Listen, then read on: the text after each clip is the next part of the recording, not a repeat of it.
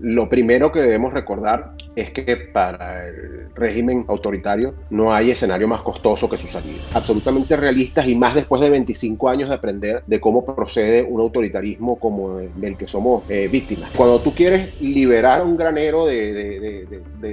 ratas, si le prendes fuego para que las ratas se vayan, tienes que abrir la puerta para que salgan, porque si no, no salgan. Bien, ahora como parte de la entrevista o las entrevistas con las que nosotros contamos en este espacio, tengo el placer de presentar a Demóstenes Quijadas, quien es asesor estratégico, profesor y ex prisionero político y me acompaña la noche de hoy. Bienvenido, muchas gracias por aceptar esta invitación, Demóstenes. El placer es mío, Ricardo, siempre a tu orden y dispuesto a atender tu invitación. Bien, contigo quiero discutir diversos temas de cara a las elecciones porque, bueno, si es que hay elecciones. Conversé con Sebastián Barraez, periodista en la Fuente Militar y un alto funcionario del régimen de Maduro, le dijo a ella que hay un plan por parte del régimen de cancelar las elecciones con la justificación de un tema de seguridad nacional porque hay una movilización de tropas hacia el área del Esequibo y además por las maniobras supuestamente aéreas que ha estado haciendo Estados Unidos. A eso le sumamos un plan que viene gestando en el que ya sabemos es público, están inculpando a colegas periodistas con la trama PDVSA Cripto por un lado, por otro lado inculpando a líderes políticos del partido de María Corina Machado, unos que están secuestrados por el régimen, otros están con un salvaconducto negado en la embajada de Argentina. Entonces hay un panorama complejo. Yo quiero que tú me des tu apreciación sobre hoy, estamos hablando de hoy, cómo se vislumbra las elecciones del 28 de julio. Sí, en efecto, lo primero que debemos recordar es que para el régimen autoritario no hay escenario más costoso que su salida. Y en función de ese baremo, digamos, tenemos que entender que todas las acciones que tome estarán dirigidas a evitar ese costo máximo que representa el no permanecer secuestrando el poder. En función de ello, efectivamente han surgido matrices asociadas al tema de suspensión por vía de estado de excepción, producto de una escalada artificial del conflicto con Guyana en el área del Esequibo, que a mi estricto parecer considero una medida que tiene una muy corta vida útil, porque en realidad lo que hace es trasladar en el tiempo el verdadero riesgo que enfrenta, que es el de atravesar un proceso de elecciones, y dentro del proceso de elecciones, ejes de riesgo básicos que se plantean como amenazas del régimen sobre la ejecución de este proceso de sufragio son el candidato, las tarjetas y el propio voto. Ya digamos que ha transcurrido un tiempo, o mejor dicho, el tiempo restante antes de la fecha estimada de ejecución de ese proceso es bastante corto. Entonces, el ataque directo sobre candidato y tarjeta se resume más a la descalificación que otra cosa. Creo que se les hace un poco complicado, se les eleva mucho el costo, un malabar procedimental como los que tienen acostumbrados, directamente orientados a evitar la participación de Edmundo González Urrutia como alternativa de la oposición, y a su vez atacar a la tarjeta como un elemento, digamos, estructural de participación de Edmundo González dentro del proceso. Creo que es sumamente costoso y pareciera que todo se enfoca al ataque propiamente al voto, entendiendo el voto como concepto amplio de voto. No solo el propio ejercicio, sino todo lo que lo rodea, incluyendo las condiciones necesarias para transformar ese voto en una decisión. Recordemos que hace un par de días hubo una referencia de parte de voceros de la dictadura sobre la indisposición a avanzar con la invitación de observación internacional de la Unión Europea, por ejemplo, que no busca otra cosa sino correr un telón y generar ese efecto de caja negra en el proceso planteado para el 28 de julio, que les permita hacer la intervención de la cual todos conocemos sus capacidades en ese sentido. Y entonces pareciera que dejaron, digamos, correr toda la unidad en torno a la figura de Edmundo González Urrutia para centralizar sus ataques sobre un único objetivo, que en este caso entonces van a trasladar no sobre el candidato y las tarjetas, sino sobre el propio proceso. Sobre la matriz que me comentabas en referencia al tema de Esequibo, considero que ciertamente no es algo que les sea atractivo, pues los pondría en un escenario que solamente trasladaría en el tiempo esa amenaza que les representa la elección, además de que ellos tienen la necesidad urgente de resolver el tema de la elección, así sea a través de la manipulación del propio proceso, para ganar un mínimo posible de legitimidad institucional, en función de que en el continente hay muchos cambios en marcha, incluyendo las elecciones de los Estados Unidos para el mes de noviembre, y eso los apremia mucho porque deben, digamos, enfrentar esos nuevos escenarios con un balance mínimo que les permita resetear o reiniciar los procesos de negociación o de conversación con cualquiera de las figuras relevantes del continente. Recordemos que también se viene de un desconocimiento amplio y obvio de lo contenido en el Acuerdo de Barbados, y ese incumplimiento, digamos, se ha transformado en una configuración de un nuevo sistema sancionatorio. Si bien en términos políticos da el mensaje de que tiene una consecuencia el incumplimiento del Acuerdo de Barbados, en términos prácticos se resume a una reformulación de ese sistema en sanciones que se podrían estar liberando individualmente según sea el caso de estudio hasta el día 31 de mayo, proceso en el cual hay muchos intereses involucrados y hay evidentemente llamados de parte de empresas interesadas en involucrarse en ese proceso de licencias selectivas individuales. Sí, bueno, yo quería preguntarte también sobre, ya claro, el tema del exequivo como tal, sabemos que es algo que no es nuevo, pero que se está usando ahora precisamente dentro de un lapso donde hay elecciones, pero que antes no le habían prestado la atención, porque si en algo concordamos todos los venezolanos es que realmente el exequivo es de Venezuela, pero realmente como lo están utilizando en este momento llama mucho la atención, porque ni siquiera el propio Chávez le prestó atención al exequivo cuando realmente vamos a decir, privaron los intereses políticos internacionales del régimen en aquel momento por sobre el exequivo. Ahora resulta ser que es un tema de seguridad nacional, e incluso esta ley fascista, si no me equivoco, también hace mención contra el fascismo, hace mención a que te inhabilitan políticamente si tú no defiendes la soberanía de Venezuela, entonces no puedes lanzarte, tienes una inhabilitación política. Es decir, todo está apuntando, pareciera que los esfuerzos del régimen están todos apuntados hacia el exequivo, porque de allí, como decía Sebastián ayer, viene una maniobra efectista o algún tipo de espectáculo que ellos quieren armar para poder justificar una suspensión de elecciones. Pero en otro panorama, eso en un panorama del que te pregunto yo sobre la potencial cancelación, pero ahora en el panorama de la aceptación de resultados, porque eso es otro panorama. Supongamos que esto se cae, que esperamos que obviamente los venezolanos, miren, tú no te imaginas la cantidad diaria de mensajes que yo recibo a través de este en vivo de YouTube y la esperanza que tiene la gente en el voto, en la participación. Eso es algo que realmente no se veía. Claro, yo lo veo a través de las redes, pero los que están allá también me cuentan y me dicen que lo sienten en la calle, del ciudadano común. La gente habla, la gente quiere un cambio y se ven en distintos aspectos de la vida, no solamente en las redes, porque estamos claros que a veces las redes son como una burbuja, pero estamos hablando del ciudadano de a pie también. La aceptación, Diosdado ha dicho también, lo dijo, sí, creo que fue la semana pasada, que aquí no iba a haber ninguna transición. La única transición era hacia el socialismo. Entonces, mi pregunta es, ¿cómo ves tú una potencial transición en las circunstancias en las que estamos? Porque los distintos dirigentes políticos lo han dicho, esto no es un juego justo, aquí el árbitro está parcializado, aquí hay obstáculos que sortear y que ya ha venido sorteando la oposición comunidad, que ha habido diferencias internas, sí, pero las han resuelto y han salido adelante. Ahora es que vendrán más obstáculos, pero ¿cómo ves tú el día 29 de julio? Y esos 6 meses, porque ni siquiera es el 29 de julio, aquí estamos claros que las elecciones las pierde el régimen. Ahora, la pregunta es, ¿cómo ves tú ese panorama? Agregando un poco al contexto, por la referencia que hacías del uso del tema de exequivo, evidentemente tiene dos finalidades. Una, digamos, que es a través de ese proceso fatuo que se llevó a cabo de referendo, lo que se hizo fue preparar, digamos, un marco normativo que permita una clasificación de los ciudadanos en patriotas y traidores, ¿no? Y que eso sirva como herramienta administrativa en el futuro, que no dudo que echen mano de ello, sobre todo a efectos de este proceso planteado para el 28 de julio. Y por otro lado, una práctica histórica de los autoritarismos, que es buscar recuperar sus niveles de aprobación en torno a el axioma moral de la defensa de la patria, pero que eso no funciona cuando hay unos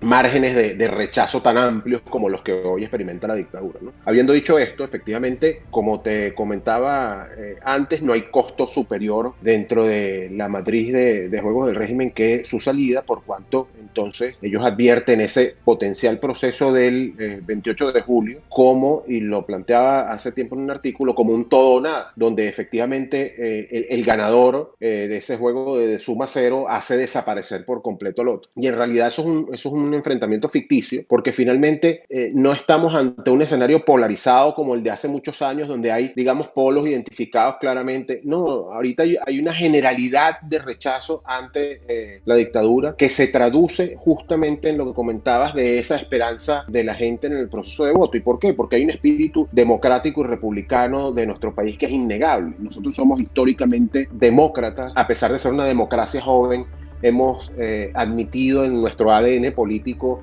como el recurso necesario para dirimir las diferencias políticas y por consecuencia las sociales, económicas, etcétera, el proceso o los mecanismos que permiten el tema democrático. Y en función de ello, la población en general, canalizando ese rechazo generalizado que es amplísimo en cuanto a margen, más allá de los ejercicios de encuestas y demás cosas que pueda utilizar el régimen para tratar de distorsionar la realidad como es costumbre. Más allá de ello, ese descontento, esa necesidad de cambio político que derive luego en cambios estructurales que permitan atender la gravísima crisis humanitaria que atraviesa Venezuela, que incluye la violación de derechos humanos, entre otras cosas. Esa canalización del descontento es inevitable. Y la manera en que el pueblo venezolano de forma histórica conoce para instrumentar esa decisión es a través del voto. Nosotros no somos una nación caracterizada por los conflictos internos, no somos una nación que abrace, digamos, los escenarios de inestabilidad. Por el contrario, creo que el venezolano en general está agotado de esa inestabilidad, de esa sumisión a la cual nos somete una dictadura que ya supera los 25 años de duración y tiene como aspiración genuina y razonable el ejercer el voto para determinar esa decisión. Con respecto a la perspectiva de que efectivamente eso se concrete, debemos ser en primera instancia optimistas y que eso nos ayuda a mantener, digamos, la voluntad de propósito, pero sin caer en el voluntarismo, como lo definía Schopenhauer, un voluntarismo que es nihilista, que carece de bases. Tenemos que ser absolutamente realistas y más después de 25 años de aprender de cómo procede un autoritarismo como del que somos víctimas. En efecto, van a intentar afectar el proceso de votación, en efecto van a tratar de intervenir de alguna manera la capacidad de participación de la alternativa democrática, y sobre ello es que debe estar puesta nuestra mirada. Se ha hecho una campaña sui generis en cuanto a que ha sido compuesta por varios factores de la oposición que han transferido, digamos, la intención de voto que pudiera estar concentrado en cada uno de ellos, y se ha logrado consolidar esa intención de voto en torno a Edmundo González Urrutia como candidato representante de la Unidad Democrática. Y esto ha ido acompañado, por supuesto, de un efecto social natural, producto de esa canalización del descontento que te comentaba antes, pero siento que es momento, y quizás no quiero recriminar de ninguna forma, pero siento que vamos un poco tarde, inclusive en ese sentido. Es momento de tomar cartas en lo táctico y operativo del proceso de votación, el proceso de sufragio. Es necesario que cuanto antes empiecen a actuar los mecanismos de defensa del voto que se han podido desarrollar. Se conoce que hay estructuras de carácter social que se han sumado a la iniciativa, como son los 600K, los comanditos. Finalmente, todas esas estructuras y todas con las que pueda contribuir la sociedad civil a través de cualquiera de las fuerzas vivas o sus instancias deben dedicarse a partir de este momento a garantizar que hasta el último detalle pueda ser cubierto por todas esas instancias, más aún cuando estamos ante el potencial riesgo de que haya una disminución significativa de la observación internacional. Podría venir, por supuesto, a este señalamiento de que debemos orientarnos en la estructuración de la defensa del voto, que bueno, ya nos ha pasado antes, hemos atravesado procesos de sufragio antes, se ha hecho defensa del voto antes, y aún así ha sido, digamos, un resultado adverso por una manipulación conocida. Pero es que aún si ese fuese el escenario, aún en ese worst situation, por decirlo así, en ese peor escenario que podríamos analizar, es necesario que se instrumente todo el aparato de vigilancia y defensa del voto, porque en el peor de los casos necesitamos documentar nuevamente el proceder autocrático de la dictadura, que es finalmente el elemento probatorio que podemos mostrar al mundo, y sobre todo para combatir un discurso y una construcción a nivel político, comunicacional, incluso diplomático, que muy gravemente está implementando el régimen, que es el discurso de la normalización. Ese discurso de la normalización no solo afecta o no solo pretende distorsionar la realidad, sobre todo a efectos de comunidad internacional, con respecto a las actuales condiciones que atraviesa Venezuela, caracterizadas por esta crisis humanitaria y la violación sistemática de derechos humanos, sino que también afecta directamente a la violación de los derechos ciudadanos de acceder al voto, de poder ejercerlo y de que este voto se transforme en una decisión que finalmente cristalice el cambio político que todos estamos esperando. Sí. Ahora, brevemente quisiera que me contestes, ¿tú sí crees que hay disposición de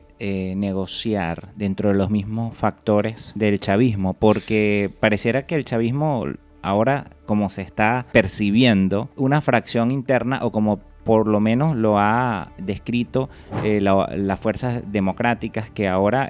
están llegando a sectores que incluso antes estaban con el chavismo y que ya no están más con el chavismo. Yo quisiera que me hables y me digas, ¿tú crees que estos sectores, o mejor dicho, dentro del gobierno, los sectores dentro del gobierno del chavismo, no solamente la base, sino dentro del mismo régimen, crees que están dispuestos a negociar? Y esa negociación, además de eso, yo quiero que me hables del costo de salida, porque el costo de salida hasta ahora yo creo que no se ha hecho. Hay propuestas por allí de algunos sectores de cómo bajar el costo de salida para Nicolás, pero hasta ahora parecieran que no son propuestas viables por el corto lapso que hay de aquí al 28 de julio, ¿no? Sí, una cosa que es importante comprender es que la dictadura no funciona como una estructura vertical que efectivamente responde a la instrucción de Nicolás Maduro. No, se parece más a la configuración de una banda criminal, donde hay diferentes polos de poder sentados en una mesa como iguales, que tensan las cuerdas en su dirección según las circunstancias. Y prueba de eso es lo ocurrido con la racia interna, producto de la caída en desgracia de Tarek El Aissami, que dejó al descubierto ese proceso de permanente equilibrio entre polos y el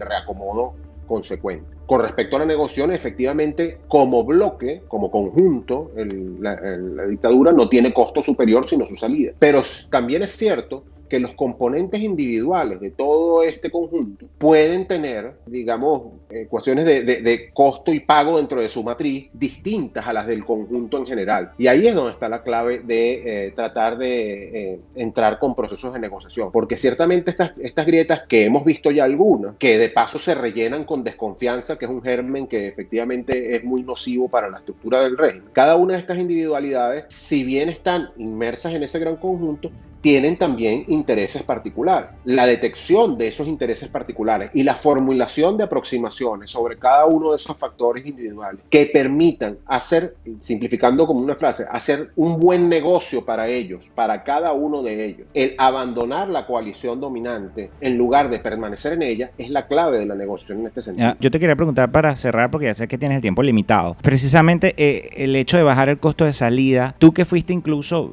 víctima de tratos crueles e inhumanos, fuiste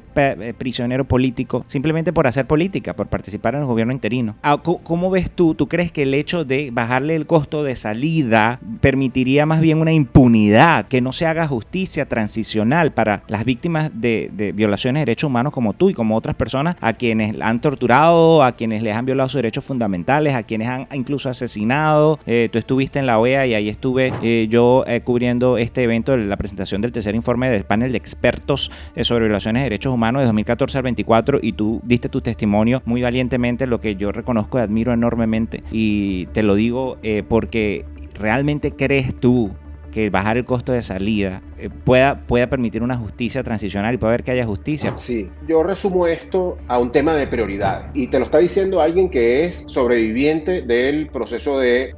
persecución, secuestro y tortura de parte de la dictadura. Y aún teniendo esas heridas no sanadas, aún sabiendo que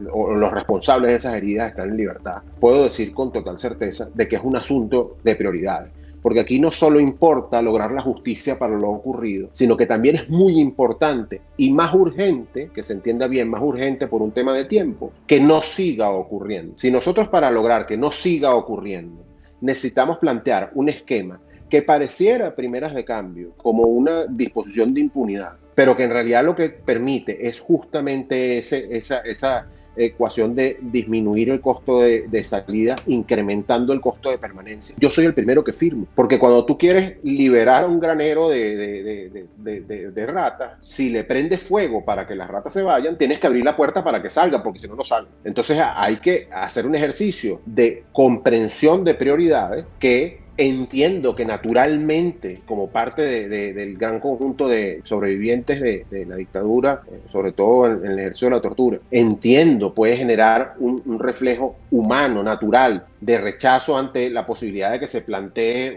como un esquema de impunidad, pero también comprendiendo que es una medida absolutamente direccionada en lograr que no siga ocurriendo la barbarie y por cuanto tengamos la oportunidad de recuperar el país que todos queremos. Bien, agradecido por tu tiempo y por tus minutos acá en este espacio. El gusto es todo mío, Ricardo, siempre a tu orden y siempre dispuesto a tu invitación. Bien, gracias. Conversábamos con Demóstenes Quijada, quien es asesor estratégico, profesor y exprisionero político. Particularmente, él fue asesor estratégico de la presidencia encargada de Venezuela, así como director de planificación de dicho despacho y pues bueno, también fue prisionero político del régimen de Nicolás Maduro y estaba conversando con nosotros el tema del panorama electoral. Hablamos de la potencial cancelación de elecciones, el tema del proceso de transición, un eventual proceso de transición en Venezuela, así como la violación a derechos humanos y el costo de salida del régimen. Si usted llegó hasta aquí y se perdió el resto de la entrevista, retroceda y la ve completa.